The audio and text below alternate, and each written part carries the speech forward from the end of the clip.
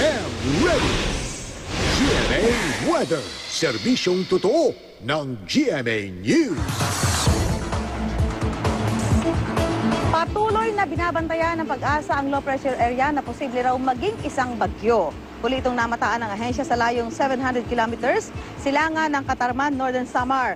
At dahil sa LPA na ito, asahan na ang maulap at maulang panahon sa malaking bahagi ng bansa ngayong gabi hanggang bukas.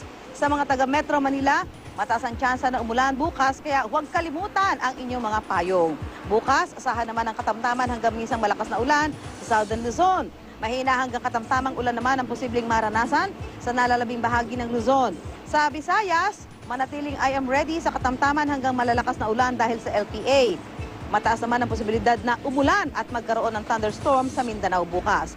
Yan ang latest mula sa GMA Weather. Magplano para sigurado, I am ready. Serbisyong totoo ng GMA News.